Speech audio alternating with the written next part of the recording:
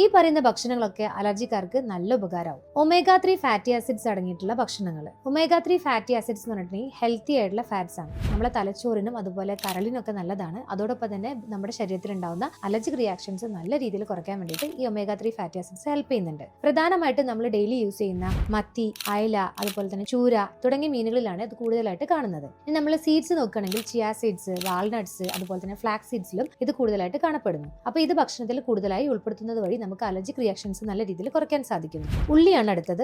ഉള്ളിയിൽ ക്യുർസെറ്റിൻ എന്നൊരു ആൽക്കലോയിഡ് അടങ്ങിയിട്ടുണ്ട്. ഇത് നല്ല രീതിയിൽ അലർജിയുടെ റിയാക്ഷൻസ് കുറയ്ക്കുകയും നമ്മുടെ ശരീരത്തിലെ അലർജിയുടെ ഭാഗമായിട്ടുണ്ടാവുന്ന ഹിസ്റ്റമിന്റെ കൗണ്ട് നല്ല രീതിയിൽ കുറയ്ക്കാനും ഇത് സഹായിക്കുന്നുണ്ട്. അടുത്തത് മഞ്ഞളാണ്, ടർമറിക്. ചെറിയ എമൗണ്ടിൽ ഡെയിലി മഞ്ഞൾ നമ്മളെ ഭക്ഷണത്തിൽ ഉൾപ്പെടുത്തുന്നത് വഴി നമുക്ക് നല്ല രീതിയിൽ ഈ അലർജിയുടെ ഇൻഫ്ലമേഷൻസ് കുറയ്ക്കാൻ സാധിക്കുന്നു. രോഗപ്രതിരോധ ശേഷി കൂട്ടാനും ഈ മഞ്ഞൾ കൂടുതലായിട്ട് ഹെൽപ്പ് ചെയ്യുന്നുണ്ട്. അതോടൊപ്പം തന്നെ ഹണി നല്ല രീതിയിൽ തന്നെ ഇൻഫ്ലമേഷൻ കുറയ്ക്കാനും അതുപോലെ തന്നെ ആന്റി ഓക്സിഡന്റ് ആയിട്ടും വർക്ക് ചെയ്യുന്നുണ്ട്. നല്ലതാണെന്ന് കരുതിയിട്ട് നമ്മൾ ഡെയിലി ഒരുപാട് ഹണി കഴിക്കാൻ പാടില്ല. കാരണം അത് ഫ്രക്ടോസ് കണ്ടന്റ്, ഒരു ഷുഗർ കണ്ടന്റ് ഉള്ളതാണ്. അപ്പോൾ അത് ഇൻഫ്ലമേഷൻ കൂട്ടുകയാണ് ചെയ്യുന്നത്. ഡെയിലി നമുക്കൊരു 1/2 ടീസ്പൂൺ ഹണി കഴിക്കാം. അത് നമ്മൾ എന്ത് ചെയ്യുക, ചെറിയ ഒരു 2-3 നുള്ളു മഞ്ഞൾ ഈ തേനിൽ ചാലിച്ചിട്ട് കഴിക്കുന്നത് വഴി നമുക്ക് നല്ല രീതിയിൽ അലർജിയുടെ റിയാക്ഷൻസ് കുറയ്ക്കാൻ സാധിക്കും. അടുത്തത് പ്രോബയോട്ടിക്സ് ആണ്. പ്രോബയോട്ടിക്സ് ആയിട്ടുള്ള തൈര്, മോരൊക്കെ നമ്മളെ ഭക്ഷണത്തിൽ കൂടുതലായിട്ട് ഉൾപ്പെടുത്തുക. ഇതിൽ പ്രത്യേകിച്ച് നമ്മളെ കുടലിലൊക്കെയുള്ള ഹെൽത്തി ആയിട്ടുള്ള ബാക്ടീരിയന്റെ കൗണ്ട് കൂട്ടാനും ചീത്ത ബാക്ടീരിയന്റെ കൗണ്ട് കുറയ്ക്കാനും നല്ല രീതിയിൽ സഹായിക്കുന്നതാണ് ഈ പ്രോബയോട്ടിക്സ്. കൂടുതലായിട്ട് പച്ചക്കറികളും അതുപോലെ തന്നെ പഴവർഗ്ഗങ്ങളും നമ്മളെ ഭക്ഷണത്തിൽ ഉൾപ്പെടുത്തുക. പ്രത്യേകിച്ച് വിറ്റാമിൻ സി കണ്ടന്റ് ഉള്ള ഫ്രൂട്ട്സുകളായിട്ടുള്ള പേരയ്ക്ക,